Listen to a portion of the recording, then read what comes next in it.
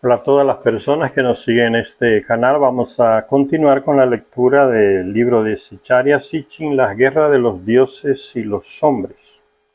La última parte estábamos viendo el último rey de Ur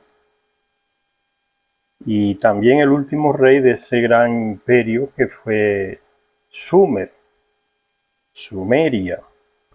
Y veíamos que el último rey llamado Ubisin se empeñó en restaurar el imperio de Ur, pero fracasó, y que los invasores del norte, el oeste, llegaron y fueron destruyendo poco a poco toda esa grandeza de ese reino de Ibisin ahí en Ur, y que esta debilidad de ese imperio la aprovechó Marduk para regresar de nuevo de su exilio y asumir o reclamar el trono que él decía que le correspondía de toda la Mesopotamia. Y que al final de toda esa situación se desenvolvió la guerra nuclear, o mejor dicho, el ataque nuclear, no guerra, el ataque nuclear de los Anunnaki sobre el espacio-puerto para que no fuera tomado por Marduk y sus seguidores ahí en el Sinaí y en algunas ciudades al lado del Mar Muerto, y que eso provocó entonces el desastre total.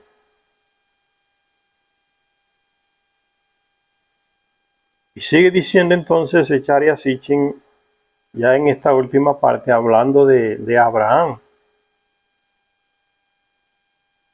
que Abraham vivió ya 90 y tantos años ya en la época en que ese ataque nuclear ahí lo realizaron Ninurta y Nergal sobre el espacio puerto en el Sinaí y las ciudades ahí en el sur del Mar Muerto.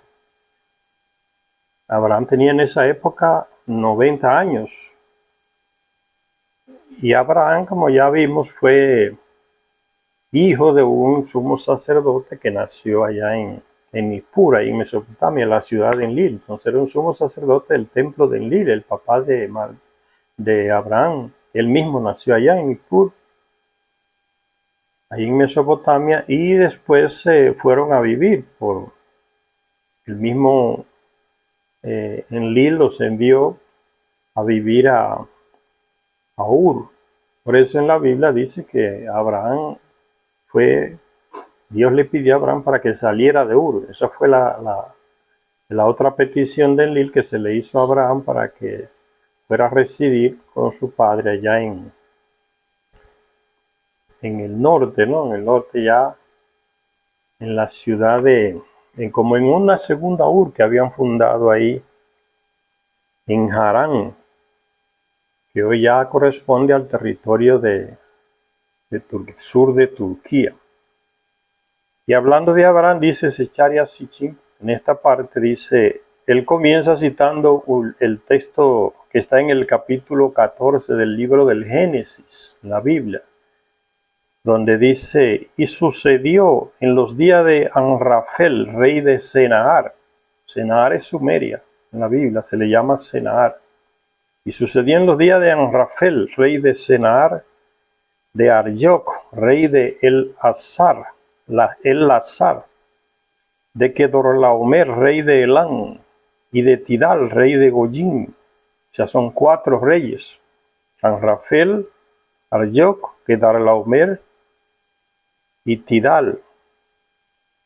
Que estos 4 reyes hicieron guerra a Berá, rey de Sodoma, a Birsha, rey de Gomorra, a Sinab, rey de Admá, a Semeber, rey de Seboyim, y al rey de Belá, que es Soar. O sea, 4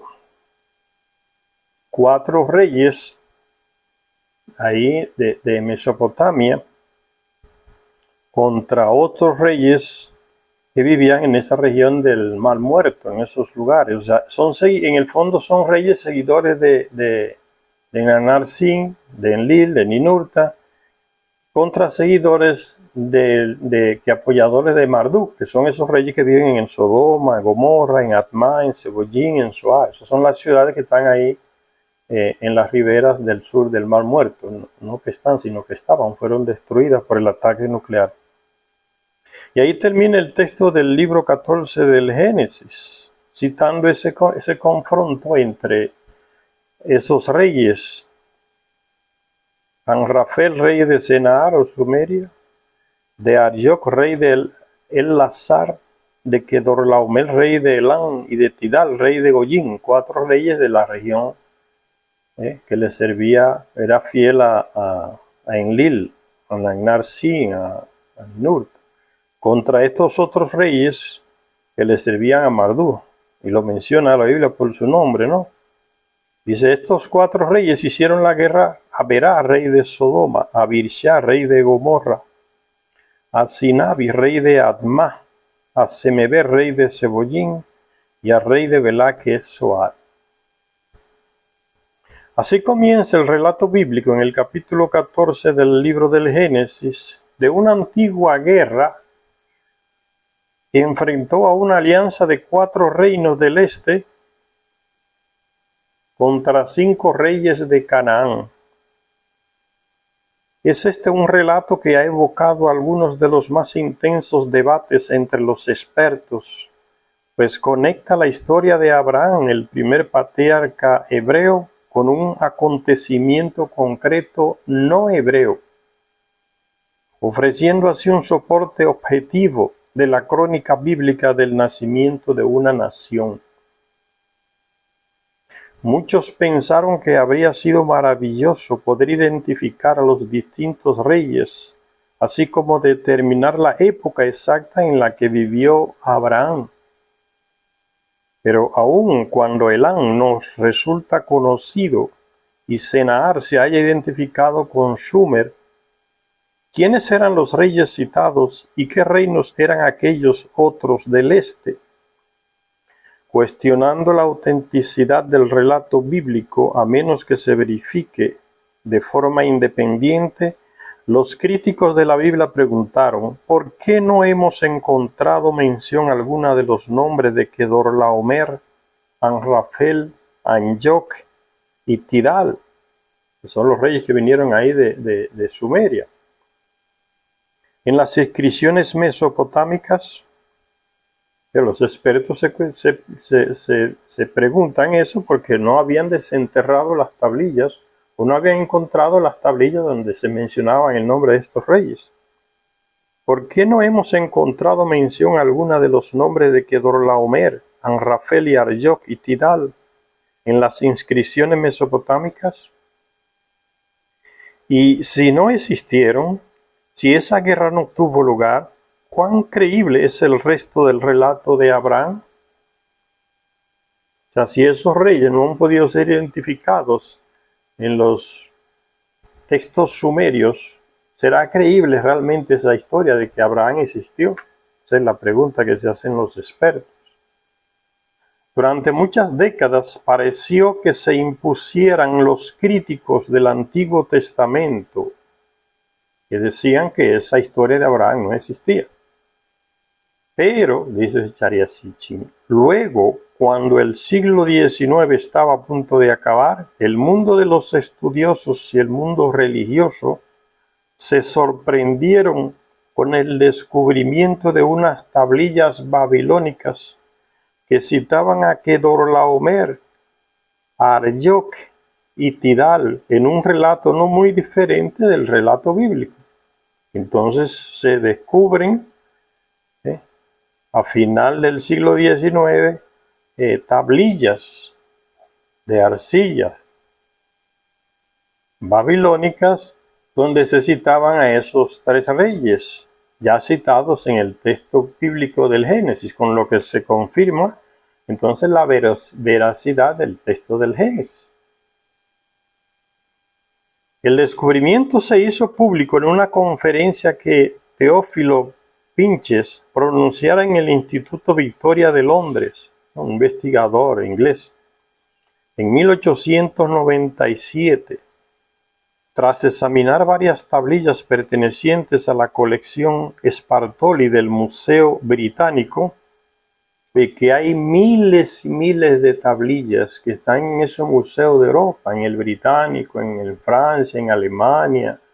Como ya les dije, ¿no? Que se las robaron todas desde Mesopotamia y las tienen allá, en los sótanos, cogiendo polvo, como se dice, clasificadas por números, por letras, pero que las investigan poco y no las devuelven. Y entonces dice que este señor, Teófilo Pinches, parece que tomó la molestia de analizar algunas de esas tablillas que están en el Museo de Londres ahí acumuladas, agarrando polvo, y descubrió algo sorprendente, ¿no? Donde se menciona a esos tres reyes que ya se mencionan en el texto del libro del Génesis. Dice, tablillas pertenecientes a la colección Spartoli del Museo Británico. Se encontró con que describían una guerra de gran magnitud, en la cual un rey de Elam llamado Kudur-Lagamar, es el mismo que Dor-Laomer de la Biblia, Kudur-Lagamar, en las tablillas, encabezó una alianza de reyes entre los que estaba un tal Eriaku y otro tal Tutgula. Ahí están los tres. Eriaku es Arjok y Tutgula es Tidal. Se confirma la existencia de esos tres reyes mencionados en el texto del Génesis. En esas tablillas que ese hombre descubrió, tablillas de Babilonia que fueron extraídas ya, desenterradas en Babilonia y llevadas al Museo de Londres. Este tal Pinches, con su conferencia acompañada por una minuciosa transcripción de la escritura cuneiforme y de la traducción correspondiente, Pinches pudo proclamar con total seguridad que el relato bíblico recibía por tanto un apoyo independiente a través de fuentes mesopotámicas. Ya Zecharia Sitchin nos ha dicho anteriormente que los textos del Antiguo Testamento son copias, y a veces copia de copias de los antiguos textos babilónicos y sumerios. Esa es la fuente de los textos bíblicos, textos babilónicos y sumerios. Por eso muchos relatos que están en la Biblia, como la creación de Adán, el pecado de Adán, Caín y Abel, el relato del diluvio con Noé, todos esos textos están mucho más ampliados en las tablillas que se han descubierto en Sumeria y desenterradas en Sumeria y en Babilonia, porque esos son los textos originales. De ahí se tomaron los textos que están en la Biblia. ¿Por qué son más antiguos? Uno de los detalles es que esos textos de las tablillas tienen mucho más detalles que lo que está en la Biblia. Entonces, señal de que son más antiguos, un criterio, ¿no? Y sigue diciendo Zecharia Sitchin, con justificada excitación, los asiriólogos estudian esos temas allá en el Oriente, igual que los egiptólogos, los asiriólogos de la época, confirmaron la lectura de Teófilo Pinches y de los nombres cuneiformes en las tablillas. O sea, fue confirmado lo que hizo Pinches por otros expertos. Las tablillas hablaban de hecho de Kudur-Lagamar, rey del país de Elam, extrañamente similar al bíblico Kedor-Laomer, rey de Elam.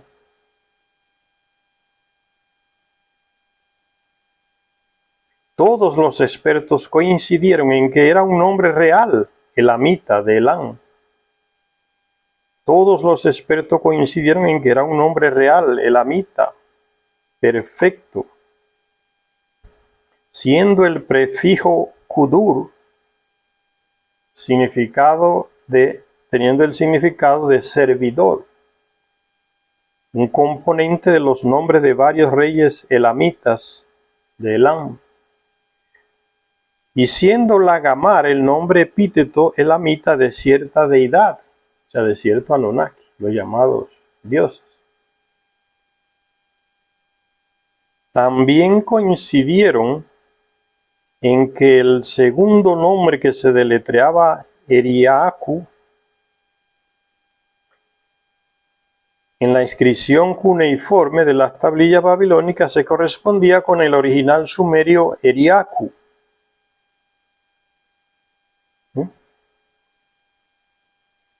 que significaba servidor del dios Aku, una variante de Nannar-Sin. Son los reyes de Sumeria, que es la gente de Enlil, de Nannar-Sin, en Ur. Entonces, es un confronto entre los dioses, entre los llamados dioses, los Anunnaki, la gente de Enlil contra la gente de Marduk. Y los reyes son simplemente marionetas de esos llamados dioses, de los Anunnaki, ¿no? Estos 4 primeros les sirven a Nannar-Sin, ahí en Sumeria, y los otros 5 les sirven a Marduk, por el lado del sur del Mar Muerto. Por eso los seguidores de Nannar-Sin, de Enlil, se reúnen cuando Marduk regresa, como ya le dije al principio, frente a la debilidad del último rey de Ur, Nannar-Sin, que debilita el imperio sumerio. Entonces llega Marduk y reúne estas ciudades que eran fieles a Nannar-Sin anteriormente, ahí en el sur del Mar Muerto, estos 5 reyes, y los lleva para su causa, ¿no? Le sirven a él, y esos son los que enfrentan a los otros 4 que vienen sirviéndole a Nannar-Sin desde Sumeria. Entonces es un enfrentamiento de terrestres, de reyes terrestres, que son las marionetas de los Anunnaki. La misma situación. La gente de Enlil con Nannar-Sin enfrentando a la gente de Marduk, con esos reyes. Entonces, reyes son marionetas de lo que están por detrás del poder, que son quienes, los dioses, los Anunnaki, igual que hoy. ¿Quién está detrás de Israel, mandando y comandando? Estados Unidos, los europeos, para que destruyan, arrasen con Gaza. Cuando esta gente digan ya basta, Israel para, porque Israel es la marioneta de estos señores. Y Estados Unidos dice, no hay más dinero para Israel, no hay más armas, o manda parar, va a ver que Israel para. No importa lo que haya dicho Netanyahu, que va a arrasar y que no va a parar y que va a estar contra el mundo, como él dijo, no, aunque el mundo se oponga, vamos a continuar. Eso es pura palabrería. Ese tipo es igual que estos reyes, ¿no? Son simples marionetas de lo que están por detrás del poder. Entonces, Zecharia Sitchin nos sigue explicando cómo esos nombres de esos reyes bíblicos se confirman en los textos sumerios, y con eso se confirma la existencia de esos reyes, que fue real. Lo que dice el texto es real, no es mentira, no es fantasía. Y entonces la existencia de Abraham igual, se confirma todo. Y sigue diciendo, ¿no?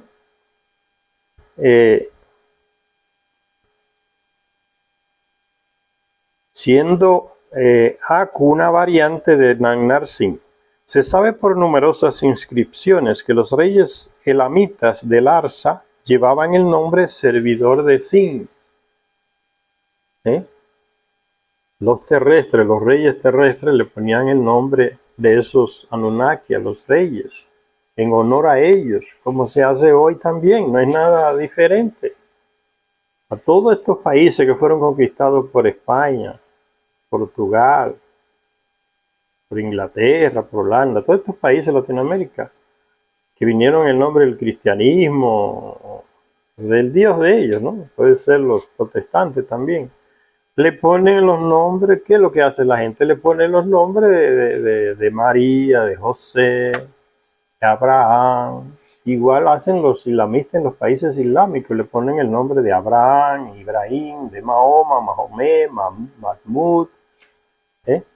Igual, ven, todo se repite, igual hacían esos reyes antiguos, le ponían el nombre de ellos, ¿no? En honor a Nanarsin, Nabucodonosor, en honor al hijo Nabu de Marduk, Nabucodonosor, Nabupolazar, reyes de esas regiones, para honrar a esos Anunnaki. De todo se repite hoy, seguimos las mismas cosas que ellos nos enseñaron, no solamente la desgracia de las guerras, sino en otras muchas cosas.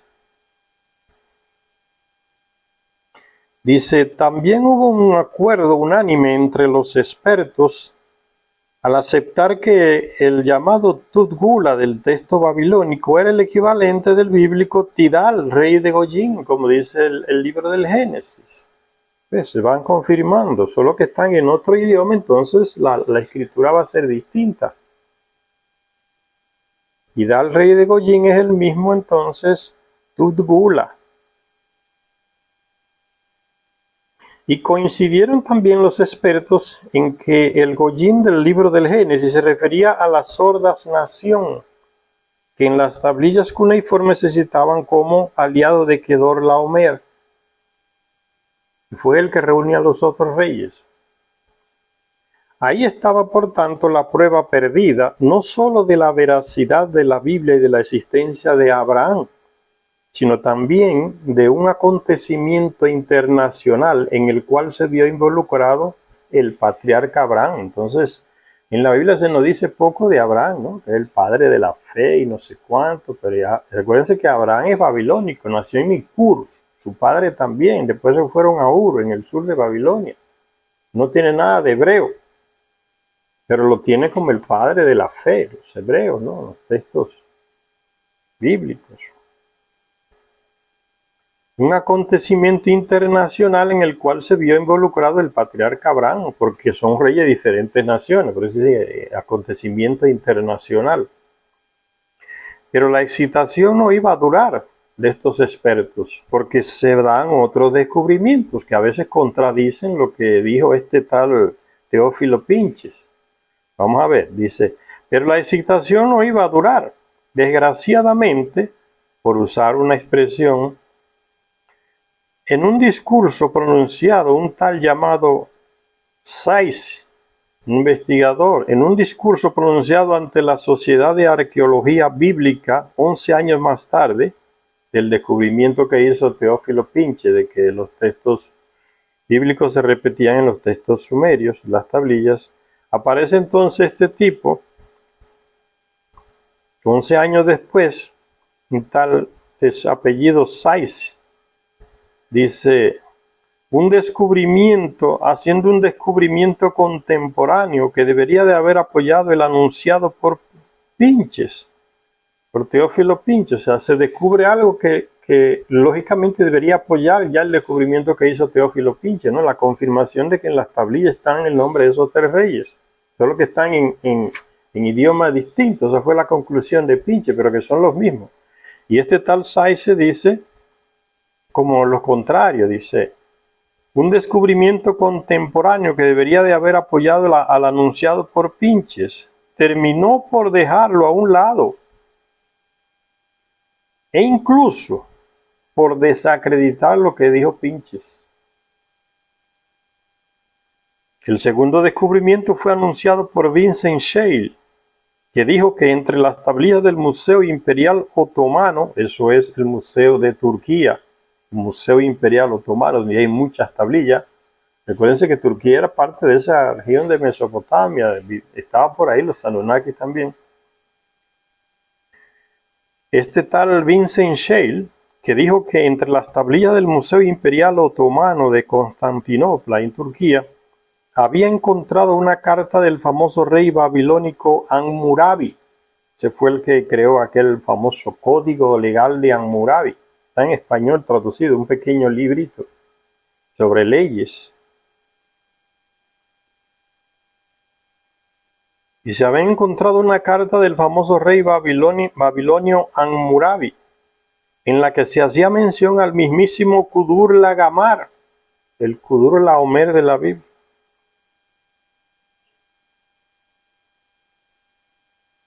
Debido a que la carta estaba dirigida a un rey de Larsa, el padre Scheil, pero parece que era un sacerdote, ¿no? Investigador, el padre Scheil llegó a la conclusión de que los tres eran contemporáneos. Recuérdense que el Vaticano está ahí envolvido en esas investigaciones. El Vaticano tiene expertos astrónomos que tienen telescopios, que tienen cuestiones en el espacio. Investigan todas esas cosas, lo que tenga que ver con Biblia y con escritura antigua. El Vaticano está ahí detrás investigando. Y este sacerdote Scheil es uno de esos que se dedica a ese estudio de esos textos antiguos. Ese padre Scheil llegó a la conclusión de que los tres eran contemporáneos, estos tres reyes, agrupando así a tres de los cuatro reyes bíblicos del este, siendo Hammurabi nada menos que Amrafel, rey de Senaal. Eso dice el padre Scheil. Amrafel dice, el rey de Senaar. Recuérdense que primero se citaba en la Biblia a Kedorlaomer como rey de Senaar. Y este padre Scheil descubre en esa carta del rey babilónico Hammurabi, en esa carta se menciona Amrafel, rey de Senaal. Por un tiempo dio la impresión de que todas las piezas del rompecabezas habían encajado en su sitio. Hasta se pueden encontrar libros de texto y comentarios bíblicos que sostienen que Amrafel era el mismo Hammurabi. Es la conclusión que llegan. Comentarios de expertos en la Biblia se sostienen que ese Amrafel que se menciona en la carta del rey Hammurabi era el mismo Hammurabi, Parecía plausible la conclusión resultante de que Abraham había sido contemporáneo de este rey, porque entonces se creía que Hammurabi había reinado entre el año 2067 y el 2025 a.C., situando a Abraham, la guerra de los reyes y la consiguiente destrucción de Sodoma y Gomorra a fines del tercer milenio antes de Cristo. Acuérdense que en la Biblia se menciona a Abraham en la misma época en que se destruía a esas ciudades que están en el sur del Mar Muerto, Gomorra, Sodoma.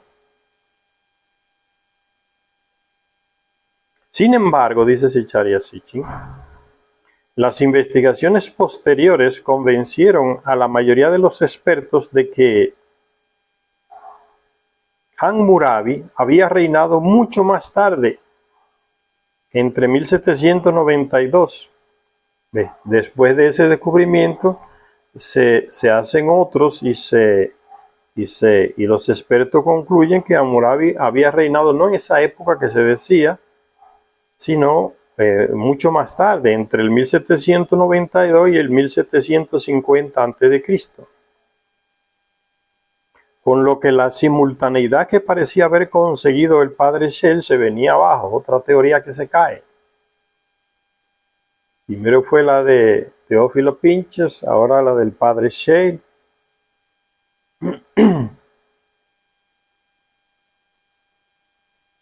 Y entonces sigue diciendo que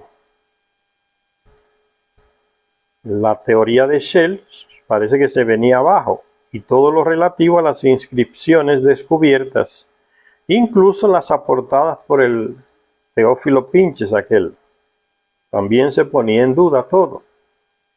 Hasta se ignoraron las alegaciones de Teófilo Pinches de que, a despecho de con quién se hubiera identificado a los tres reyes citados, aun en el caso de que Kedorlaomer, Al-Yok y Tidal de los textos cuneiformes no fueran contemporáneos del rey Hammurabi, que el relato del texto con sus tres nombres seguía siendo una notable coincidencia histórica y merece reconocerse como tal.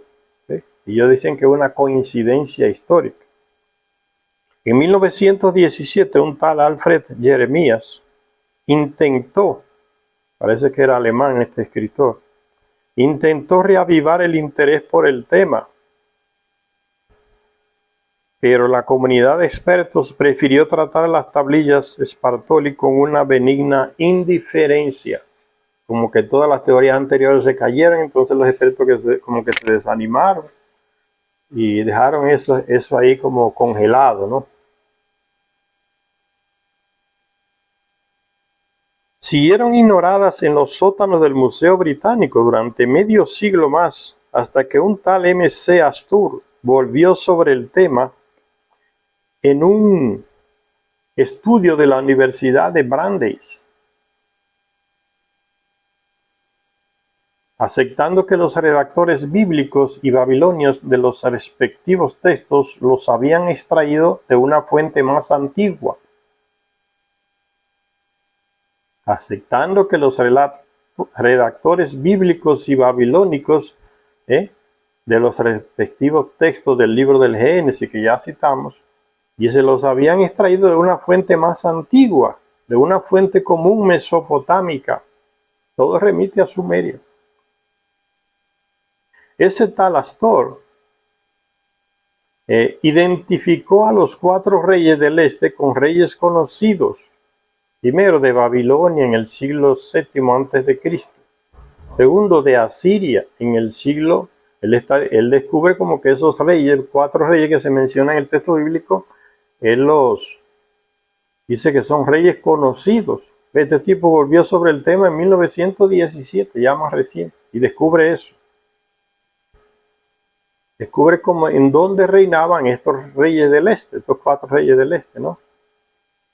De Babilonia en el siglo VIII a.C., el de Asiria en el siglo XIII a.C., el de los hititas en el siglo VI XVI a.C., el de Elán en el siglo XII a.C. Como ninguno era contemporáneo del resto ni de Abraham, sugirió ingenuamente este tal Astor, sugirió ingenuamente que no se trataba así pues de un texto histórico, sino de una obra de filosofía religiosa. Este ya rebajó la posibilidad de que el texto del Génesis fuera una historia, fuera real. Desechó las teorías antiguas de Pinche, de los otros que aparecieron, y dice que eso simplemente se trataba de una obra de filosofía religiosa, o sea, como un invento, ¿no? En donde el autor había utilizado 4 incidentes históricos diferentes para ilustrar una idea moral. Y el destino de los reyes malvados ya se inventaron esos nombres de esos reyes, dice este último investigador, Astor. Y para conformar una historia moralista, ¿no? Para hablar del destino de los reyes malvados, así resume él. Pero, dice Zecharia Sitchin, en otras publicaciones especializadas no se tardó mucho en señalar lo improbable de las suposiciones de Astor. Y con ello el interés de los textos de Kedorlaomer decayó de nuevo.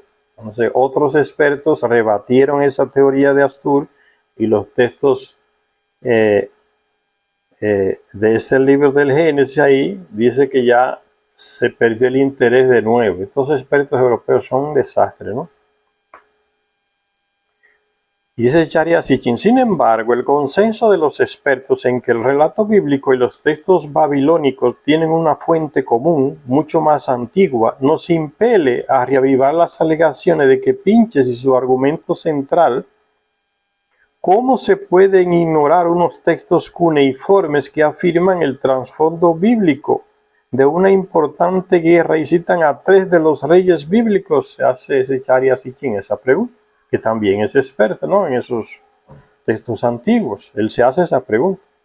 ¿Cómo se puede ignorar unos textos cuneiformes de los textos de las tablillas que afirman el trasfondo del texto bíblico de una importante guerra y citan a 3 de los reyes bíblicos? Habría que descartar las evidencias cruciales, como veremos, para la comprensión de los años fatídicos, simplemente por el hecho de que Amrafel no fuera Hammurabi. Esa es la pregunta que se hace Zecharia Sitchin y al mismo tiempo cuestiona. esa pérdida del interés de los llamados expertos europeos, solo por estas razones que Isaiah Sitchin menciona. Por el hecho de que el Talan Rafael no fuera Hammurabi, se descarta todo. Entonces Isaiah Sitchin lo cuestiona. Y dice Isaiah Sitchin, la respuesta es que la carta de Hammurabi que encontró el padre Scheele no debería de haber dejado a un lado el descubrimiento de Pinches, de Teófilo Pinches, porque el padre Scheele malinterpretó la carta. Según su interpretación que hizo el padre Scheele, Hammurabi prometió una recompensa a un tal Sin-Idigna, rey de Larsa, por su heroísmo en el día de Kedorlaomer. Esto suponía que ambos habían sido aliados en una guerra contra Kedorlaomer. Esa es la interpretación que hizo el padre Scheele, ¿no? Que Hammurabi en su carta, donde menciona Kedorlaomer, prometió una recompensa a un tal Sin-Idigna, rey de Larsa, por su heroísmo en el día de Kedorlaomer, dice el texto de las tablillas. Entonces dice Isaiah Sitchin, esto suponía que ambos reyes habían sido aliados en una guerra contra Kedorlaomer, Hammurabi y Sin-Idigna, rey de Larsa, y por tanto contemporáneos de aquel rey de Elam. Como que Hammurabi y Sin-Idigna habían sido contemporáneos de este tal rey Kedorlaomer. Este fue el punto que terminaría desacreditando el descubrimiento del padre Scheele, pues contradecía tanto la afirmación bíblica de que los tres reyes eran aliados, como los hechos históricos conocidos. Hammurabi no trató a Larsa como aliada, dice Isaiah Sitchin. Ven, Isaiah Sitchin lee el texto y hace otra interpretación diferente a la que hizo el padre Pinches, ¿no? De las mismas tablillas. Dice Isaiah Sitchin, recuérdense que ya dijo que el Pinches malinterpretó la tablilla. Entonces Isaiah Sitchin corrige y dice, Hammurabi no trató a Larsa como aliada, sino como adversaria, alardeando de que él derribó a Larsa en batalla y atacó su recinto sagrado con la poderosa arma que los dioses le habían dado, una tecnología que los Anunnaki muchas veces compartieron con reyes terrestres, le daban armas, con una tecnología mucho más avanzada para que hicieran guerra a otros reyes enemigos. La gente de Enlil dándole armas avanzadas a un rey para que combatiera a otros reyes seguidores de Marduk. Lo mismo que está pasando hoy, Israel comprándole armas más avanzadas a Estados Unidos. Desde que comenzó la invasión de Israel a Gaza, inmediatamente, antes ya habían llegado los barcos allá a los puertos israelíes del Mediterráneo, barcos de Estados Unidos, barcos llenos de aviones, de tanques, de una artillería más moderna. Inmediatamente comenzó el negocio. ¿Por qué es eso? Negocio. Dejaron a Ucrania, no hay más armas para Ucrania y se fueron todos esos inversores, negociantes de la guerra y se instalaron en Israel. Inmediatamente llegaron los barcos, el dinero de Estados Unidos, aprobaron millones Biden para enviárselo todo a Israel con las armas más modernas para que destruyera a Gaza. Y eso es lo que están haciendo. Todo bien como se va repitiendo la historia. Y dice aquí, bien, lo dice claro, con la poderosa arma que los dioses le habían dado. No era de gracia, no era gratis, señores, es igual que hoy. No es que le estamos dando armas a Israel, como le dimos armas a Ucrania, no, son vendidas, tiene que pagar. Porque el negocio lo hacen, ¿quién? El complejo armamentístico del Pentágono de Estados Unidos. Esos son los que están enriqueciéndose con esas guerras. Si no hay guerra, ellos no ganan dinero. Ya Ucrania no da, vamos a Israel ahora. Y eso de armas y tanques y de todo tipo a Israel para que masacre a los que se masacre a los miles de gazatíes que están desarmados. Solo un grupito jamás que está armado, pero es destruyendo a Gaza completamente. Bombas que las favorece Estados Unidos, se las da. para que arrasen barrios enteros en Gaza. Es que los odian, no es que están luchando contra Hamas, es que el israelí odia al palestino. Hay un famoso escritor palestino que estaba dando una charla hace como 2 semanas atrás y lo decía: yo nací en Israel, soy israelita, pero nosotros tenemos 3 principios que nos enseñan desde que nacemos, desde niños. Primero, que somos el pueblo elegido y por eso podemos hacer lo que nos da la gana, porque estamos apoyados por Dios. Segundo, el holocausto, que nos da derecho a hacer todo lo que queramos, no somos culpables, porque fuimos las víctimas. Y el tercer principio es que los palestinos no son personas humanas. Y es lo mismo exactamente que dijo Netanyahu cuando comenzó el ataque de Israel sobre Gaza. Son animales humanos, y lo dijo a nivel general. Por eso que lo están arrasando. Le cortaron el agua, la luz, todo, los alimentos, bloquean los alimentos. Hay países que mandan miles de toneladas de alimentos y los israelíes las cogen y las queman. Y eso no aparece en la prensa, aparecen algunos vídeos así. Los soldados sonriendo y metiéndole gasolina y fósforo a los camiones de alimentos, y la gente en Gaza muriéndose del hambre. O sea, es una exterminación de la población, porque los odian desde nacimiento. En la calle los escupen, le hacen de todo, las humillaciones. Esta guerra ahora que le han declarado a Gaza, lo que ha hecho es sacar a la luz todas esas cosas que se decían de Israel y que mucha gente no se la creía. Que son criminales de guerra, desprecian, odian a los palestinos. Porque toda esa gente que está ahí en Israel, la mayoría son europeos, vienen de origen europeo, de la parte europea de Rusia. Fueron gente que dejaron su nacionalidad y renunciaron y se metieron en esos territorios que Inglaterra les ofreció gratis, quitándoselo a los palestinos. Por eso es que son racistas al extremo. Las mismas armas modernas se las da el dios Hammurabi para que destruya a otros reyes terrestres. Los reyes son los gobernantes son las marionetas de esos llamados dioses. Gente que tiene otra tecnología, mucho más avanzada. Entonces sigue diciendo Zecharia Sitchin que ese padre Sheil malinterpretó el texto.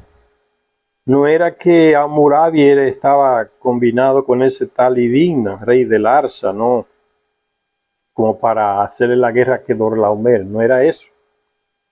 Dice Hammurabi no trató a Larsa como aliada. Recuérdense que el rey Sin Idigna era rey de Larsa, y dice que Hammurabi le escribió una carta como le prometió como una recompensa a ese rey de Larsa por el heroísmo que demostró contra el rey Kedorlaomer, o sea que los 3 eran contemporáneos. Ahora Zecharia Sitchin dice, no, es que ese padre Shelley malinterpretó el texto de las tablillas. Hammurabi no era socio del rey de Larsa, porque el texto dice lo contrario, dice, Hammurabi no trató a Larsa como aliada contra Kedorlaomer, sino que como adversaria, alardeando de que él derribó a Larsa en batalla. Entonces no eran aliados, como interpretó el padre Sheil. Y Hammurabi atacó su recinto sagrado, o sea, la residencia del Anunnaki, del rey, ahí en Larsa, la atacó Hammurabi con un arma que uno de los Anunnaki le dio, entre comillas, ¿no? Le dio. Porque cuando el Anunnaki pone el arma en manos de un rey terrestre, los beneficios que le salen al Anunnaki son grandísimos. O sea, te voy a armar, te voy a dar sustento en el poder, porque tú tienes que hacer todo lo que yo te mande. Sobre todo construirme una gran residencia, un templo, como le dicen los terrestres. Por eso le dije que es lo mismo de hoy. No le están dando armas a Israel ni a Ucrania, la están vendiendo, pero la propaganda en la prensa es para que la gente se confunda. No, le estamos dando armas a Ucrania, dando armas a Israel, es falso. Estados Unidos no da nada gratis. Las grandes empresas armamentísticas no se enriquecen dando armas gratis, vendiéndolas. Y sigue diciendo Zecharia Sitchin que con esa poderosa arma el rey Hammurabi derribó a Larsa en la batalla. Entonces no eran aliados, como interpretó el padre Shale. Un examen más detenido del mismo texto de la carta de Hammurabi, dice Zecharia Sitchin, nos revela que en su entusiasmo por demostrar la identificación Hammurabi-Anrafel, hubo un esfuerzo en identificar como que Hammurabi era Anrafel, de esos expertos. El padre Shell invirtió el significado de la carta. Ella vuelve y le dice que Shell malinterpretó el texto bíblico y Zecharia Sitchin, experto en sumerio antiguo, ¿no? En el texto cuneiforme, en los textos de la tablilla, de los pocos personajes que las sabía interpretar en el mundo y que tenía una visión un poco más independiente de los otros expertos europeos, que ya les dije una vez que dependían económicamente de instituciones de Europa, ¿no? El museo tal, la universidad tal, igual que los expertos estadounidenses, son pagos para que vayan a hacer esas excavaciones, esas tablillas allá a Babilonia, a Mesopotamia.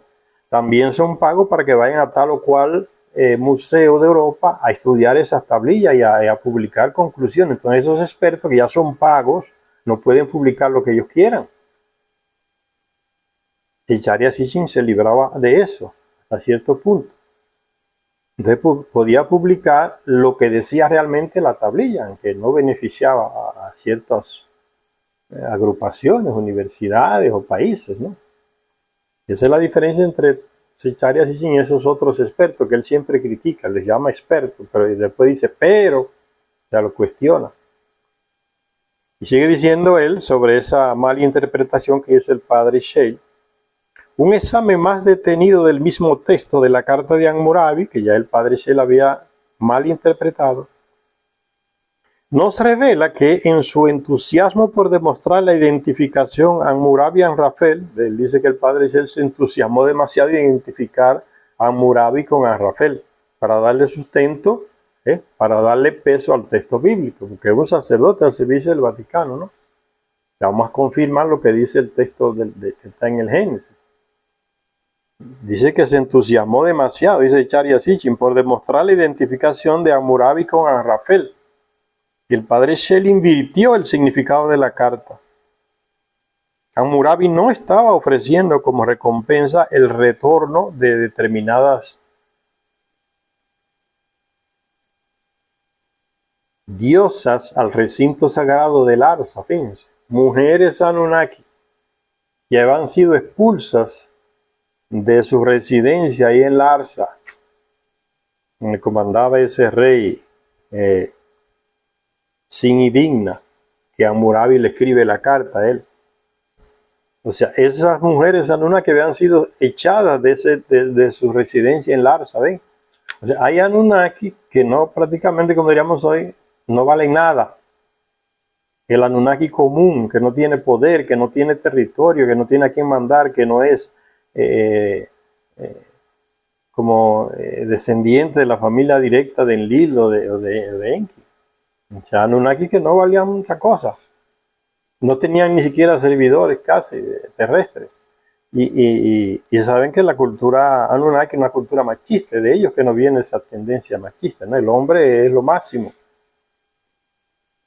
Y estas llamadas diosas son mujeres que habían sido expulsadas por algún rey del recinto sagrado de ahí de Larsa. Y Hammurabi le escribe a este rey de Larsa diciéndole, dice Zecharia Sitchin, Hammurabi no estaba ofreciendo como recompensa el retorno de determinadas diosas al recinto sagrado de Larsa, ciudad que está ahí llamada hoy Mutbal. Más bien estaba exigiendo su retorno a Babilonia desde Larsa, que esas mujeres hay que volverla a enviar a Babilonia, allá en Mesopotamia, donde estaban instalados al principio los Anunnaki. O sea, la habían expulsado de allá. Más bien Hammurabi estaba exigiéndole a ese rey de Larsa llamado Sin Indigna y no prometiéndole ninguna recompensa como interpretó el padre Shale. Dice, no, más bien le estaba exigiendo,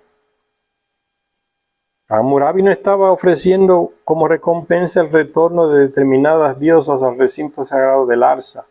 Más bien estaba exigiendo su retorno a Babilonia desde Larsa. ¿Ves? La interpretación que hace Zecharia Sitchin del mismo texto del padre Shell.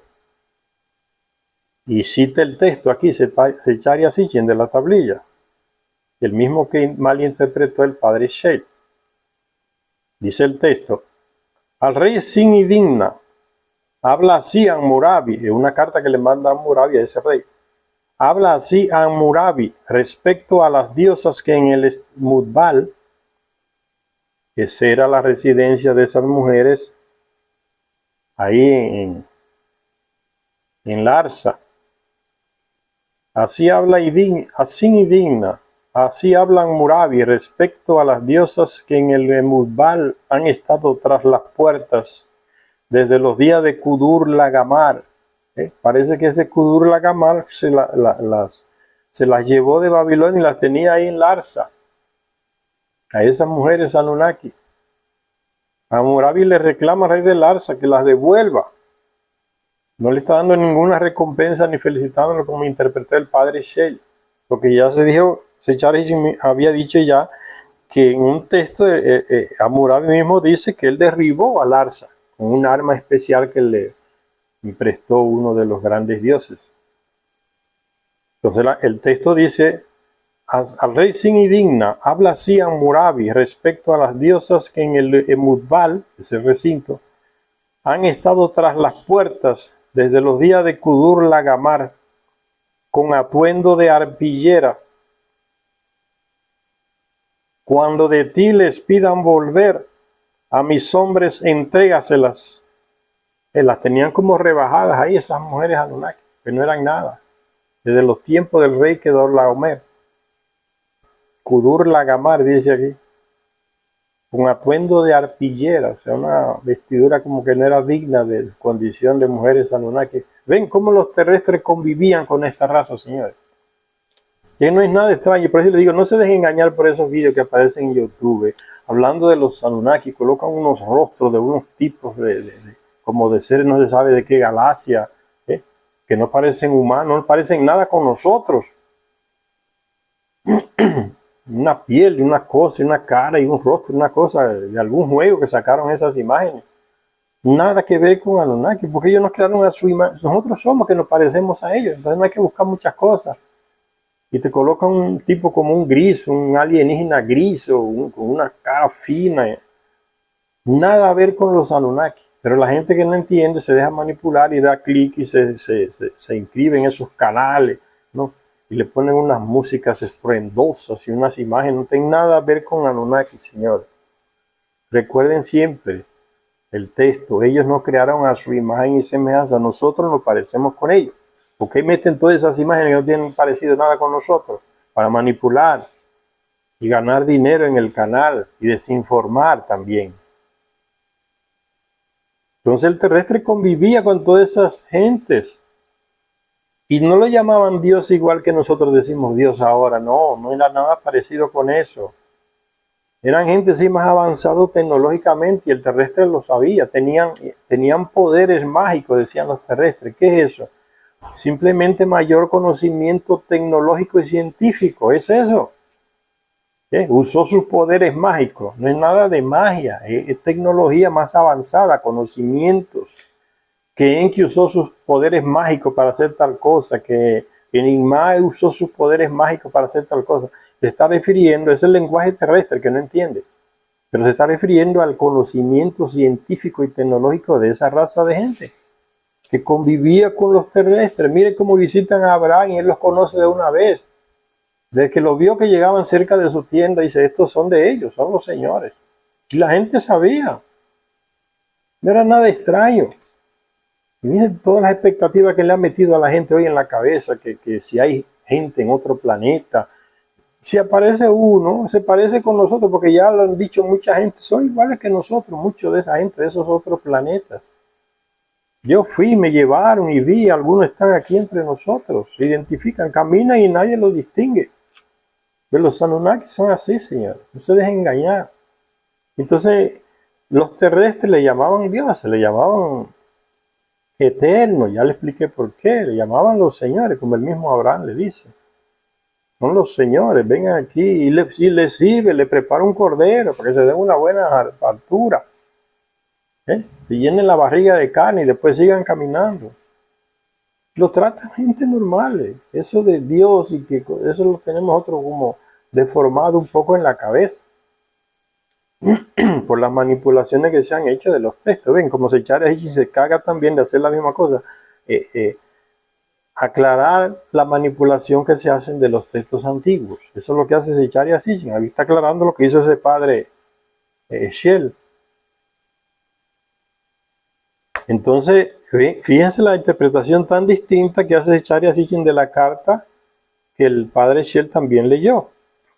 A Sin y Digna, rey Sin y Digna, habla así Hammurabi respecto a las diosas que en el Etmutbal, o sea, en el recinto, en la residencia del rey ahí en Larsa, la residencia del rey Sin y Digna, que en el Etmutbal han estado tras la puerta, la tenían como prisioneras esas pobres mujeres ahí, ¿no? Todo el mundo las veía, son mujeres normales como nosotros, solo que son de ellos, de otras razas. El pueblo las veía, las conocía, señores. A las diosas que están en el Etmutbal han estado tras las puertas, la tenían encerrada desde los tiempos del rey Kudur-Lagamar. Entonces, cuando en los tiempos de Sin y Digna, al que Hammurabi le manda la carta, todavía las tenían ahí como prisioneras en el palacio del rey. En el Etmutbal se llamaba el palacio del rey. A las diosas que en el Etmutbal han estado tras las puertas desde los días de Kudur-Lagamar, con atuendo de arpillera. ¿Qué es lo que es arpillera? Hay que buscar un diccionario para ver qué es lo que es arpillera.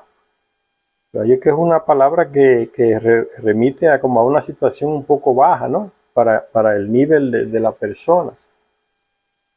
Con atuendo de arpillera. Es como cuando le meten una ropa al preso, ¿no? Ropa de preso, no es una ropa que lo dignifique mucho, lo rebaja, ¿no? Con atuendo de arpillera la tenían ahí desde los días del rey Kudur-Lagamar. Y sigue diciendo Hammurabi, cuando de ti les pidan volver, a mis hombres entrégaselas. Estas mujeres. Los hombres tomarán las manos de las diosas, a su morada las llevarán, o sea, se las devuelvan. La gente que lo va a mandar a Hammurabi, para que son soldados, hombres, para que la custodien en el camino, dice que la tomarán de las manos, se la llevarán protegidas por el camino y la llevarán a su morada donde estaban antes, ahí en Mesopotamia. Que la historia no está toda escrita en estos libros de Seichari Sitchin, no se dice todo tampoco.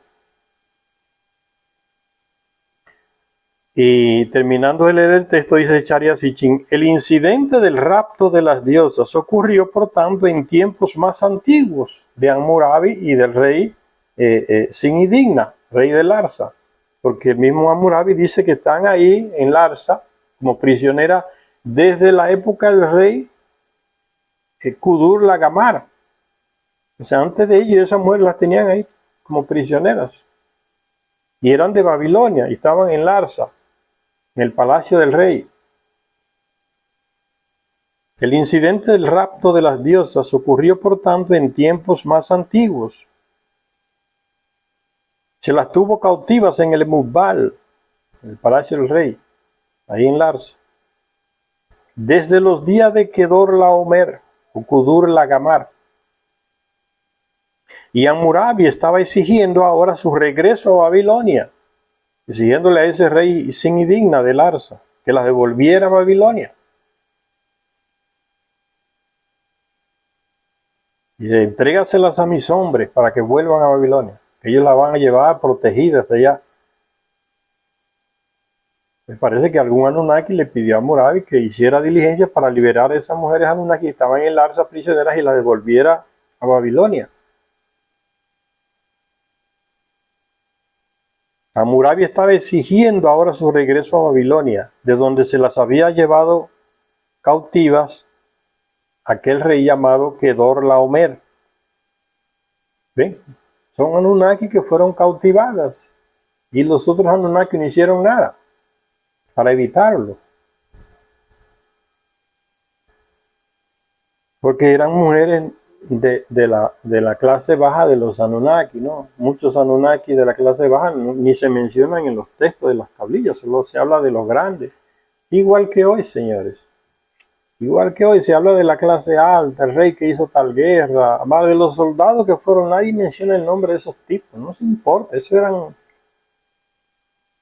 carne de cañón, como se dice hoy. ¿Qué le importa el nombre de esos soldados? Pues le importa a sus familiares que los perdieron, ¿no? Pero a los que escriben en los libros de historia no le importa ni el nombre de esa gente. Pues lo mismo pasaba así. Estas mujeres de la clase baja Anunnaki no les importaba ningún Anunnaki de la clase alta. Se la llevaron presa y las tenían ahí de no sabe cuántos años. Dice, desde la época del rey Kedorlaomer la tenían presa ahí en Larsa, esas pobres mujeres. Y este Hammurabi que tenía el favor de uno de los dioses, porque dice que hasta que le prestó un arma, dice la poderosa arma que los dioses le habían dado a Hammurabi. Hammurabi estaba exigiendo ahora su regreso a Babilonia, de donde se las había llevado cautivas Kedorlaomer, porque dice Hammurabi que es de la época de ese rey que están ahí en Larsa, que se las devuelva.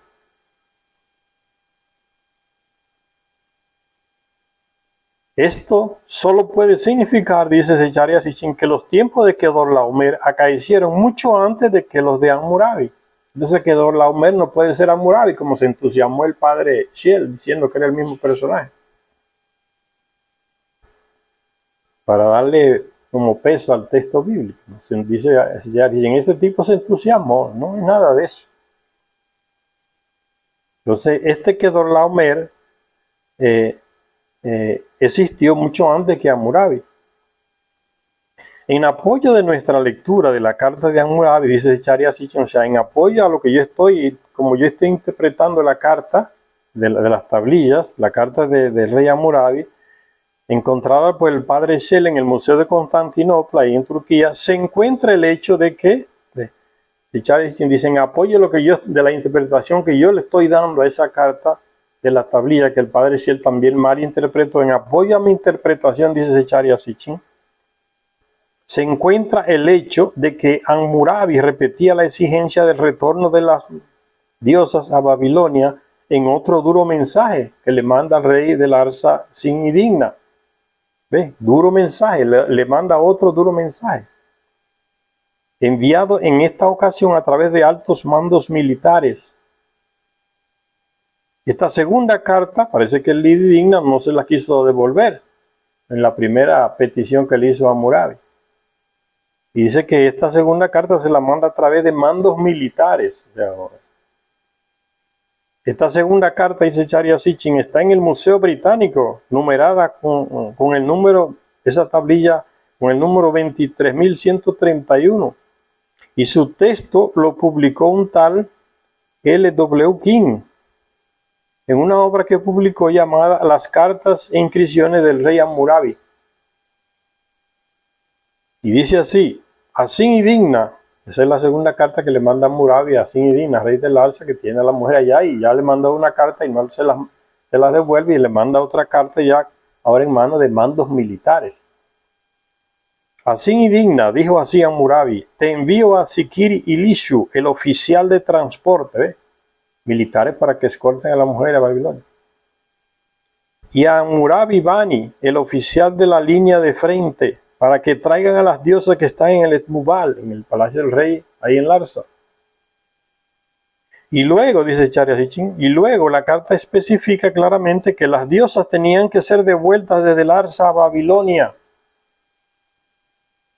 Dice el texto, tienes que hacer que las diosas viajen en un barco procesional. Un medio de transporte terrestre, se le dice barco procesional, un medio de transporte que vaya escoltado por los militares. En un barco procesional, como en un santuario, que la lleven bien protegida. Me recuerda a esos viajes que hacían esas princesas, y cuando un rey le manda a su hija en la Edad Media, ¿no? Allá en Europa le mandaba a su hija a otro rey para que se casara, le enviaba con una comitiva, en una carroza de lujo, digamos hoy, reforzada por militares que van de lado a lado protegiéndola, porque en el camino hay muchos bandidos, igual en esta época, se la podían secuestrar y llevársela. Por eso él manda una comisión de militares que va a acompañar a esta mujer para que lleguen segura a Babilonia. Y entonces le exige al rey de Larsa, tienes que hacer que las diosas viajen en un barco procesional, como en un santuario. O sea, que nadie puede ir a tocarlas o a querer asaltarlas. Para que puedan venir a Babilonia.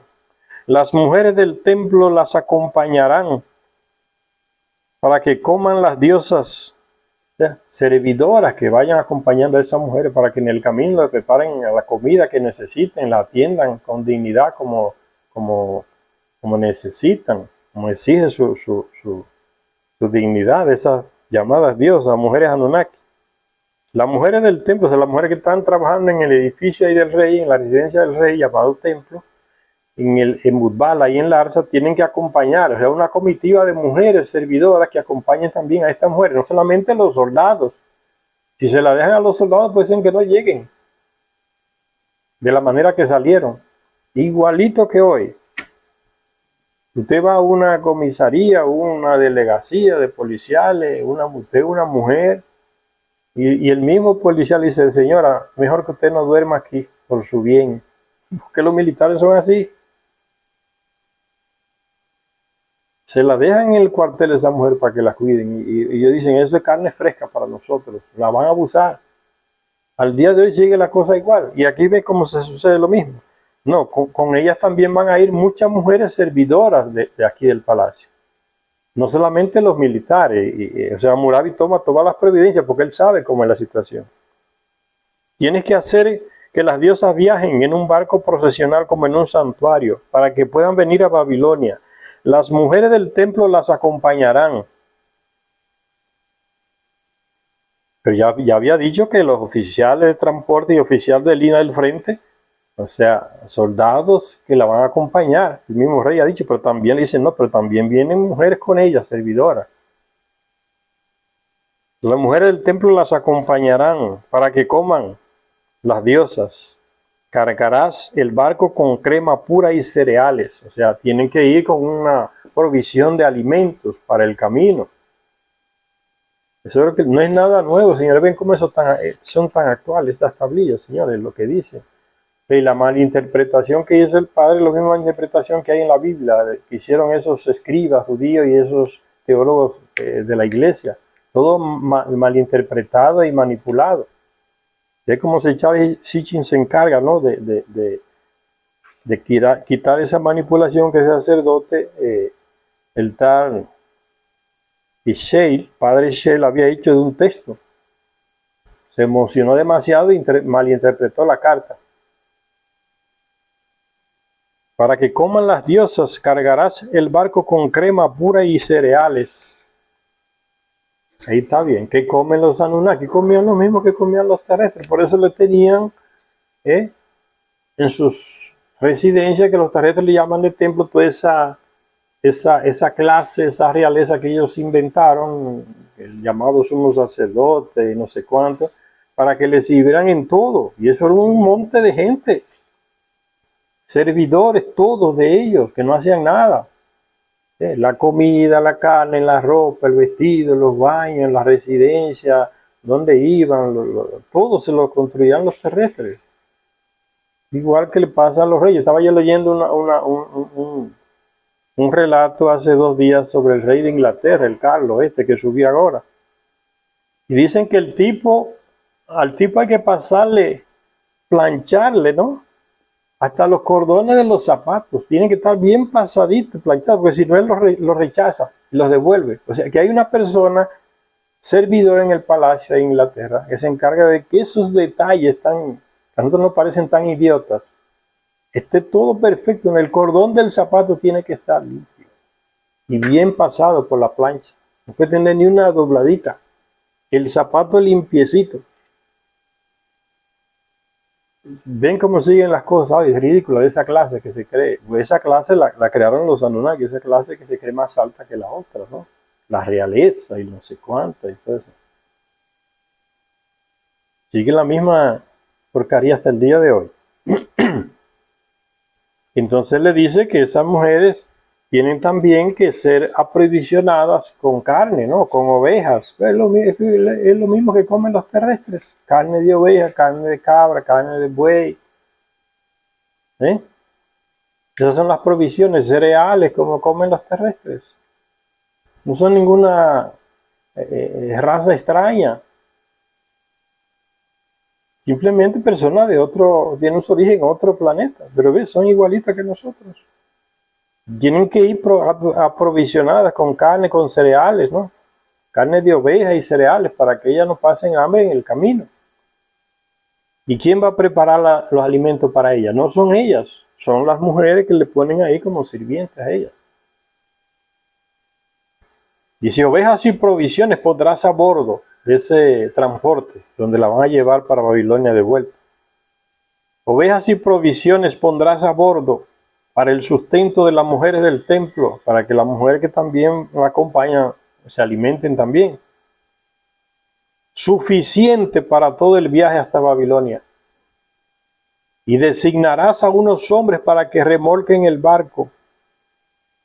No es una nave ni un barco de lo que hace en el agua. El nombre de barco es un transporte. Y designarás a unos hombres para que remolquen el barco y soldados selectos para que traigan a las diosas a salvo a Babilonia, porque habían asaltantes por los caminos, igual que hoy. No te demores, le decía Hammurabi a ese rey del Larsa. No te demores, que lleguen rápidamente a Babilonia. Esa es la segunda carta que le mandó. Es totalmente una interpretación contraria a lo que decía el padre Shell. Y sigue diciéndose Charia Sitchin, ahí termina el texto, sigue diciéndose Charia Sitchin, queda claro en estas cartas que Hammurabi, enemigo, que no aliado de Larsa, buscaba la restitución de acontecimientos sucedidos mucho antes de su tiempo, en los días del rey Kudur-Lagamar, el regente elamita, que era rey de Elam, ahí en Larsa, la ciudad de Elam, Larsa. Los textos de las cartas de Hammurabi, Larsa estaba en Babilonia, ¿no? Ahí en la región de Mesopotamia, en Babilonia. Los textos de las cartas de Hammurabi confirman así la existencia de Kedorlaomer y del gobierno elamita de Larsa, el Lazar, y por tanto de elementos clave del relato bíblico. Acuérdense que en el relato bíblico se menciona que el rey de Larsa, y cómo se decía Larsa ahí en el texto bíblico, dice Arioc, rey de el Lazar, el rey de Larsa. Lazar el Lazar, y por tanto los elementos clave del relato bíblico. Pero se pregunta Charia Sitchin, ¿cuál es el periodo en el que encajan estos elementos? Según lo establecido por los datos históricos, fue el rey Shulgi, uno de los reyes últimos de ahí de Ur, Mesopotamia, el rey Shulgi, el que en el 28º año de su reinado, acuérdense al rey Shulgi, que era amante de Inanna, ¿no? Lo tenía como marioneta también en el gobierno, el rey Shulgi, que se atrevió a invadir la ciudad de Nippur ahí, de Enlil, y llegó hasta allá, hasta el Sinaí, casi hasta Egipto, conquistando territorio que Inanna lo protegía, lo empujaba, una marioneta, el tal Shulgi es. Dice, fue Shulgi, según lo establecido por los datos históricos, fue Shulgi el que en el 28º año de su reinado, o sea, en el año 2068 a.C., dio a su hija en matrimonio a un jefe elamita, concediéndole como dote la ciudad de Larsa. A cambio, los elamitas pusieron a su disposición una legión extranjera de tropas propias. Los elamitas enviaron tropas a Mesopotamia a defender a Ur. Y recuérdense que ya leímos que en la decadencia de Ur, ya las tropas que vinieron del norte, los urritas, ya estaban combatiendo con los mercenarios elamitas que protegían a Ur.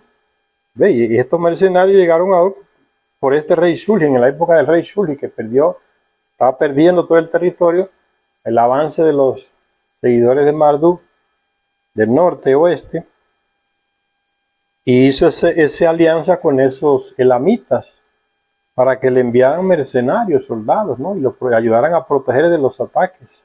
Entonces, en esa época del rey Shulgi, es que llegan esos mercenarios a defender ahí a Ur. Shulgi utilizó estas tropas para someter las provincias occidentales, incluida Canaán.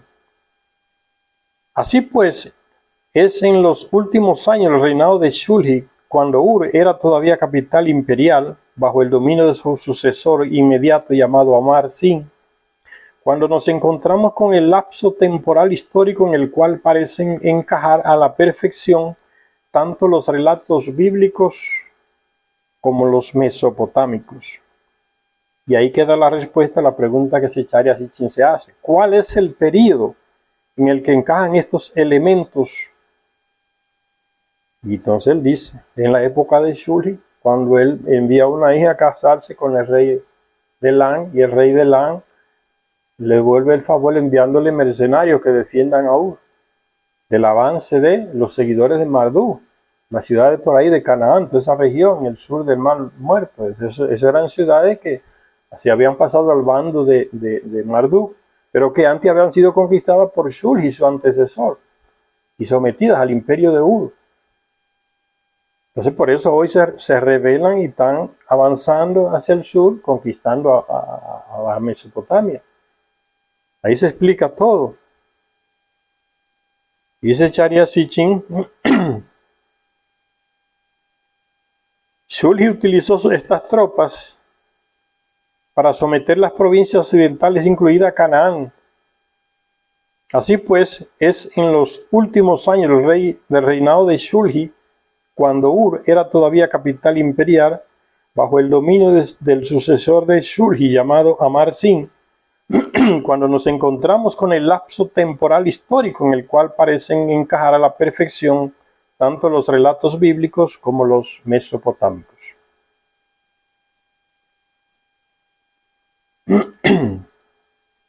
Creemos que es en esta época en la que hay que buscar el Abraham histórico. ¿Ves? Ya consiguió situar a Abraham en su contexto histórico. ¿En cuál época fue que apareció Abraham? Y ya con todo esto que nos da de las tablillas nos enfoca y nos sitúa en qué época actuó Abraham. Creemos que es en esta época en la que hay que buscar al Abraham histórico. Pues como nos mostraremos, el relato de Abraham se entremezcla con el de la caída de Ur, y sus días fueron los últimos días de Sumer.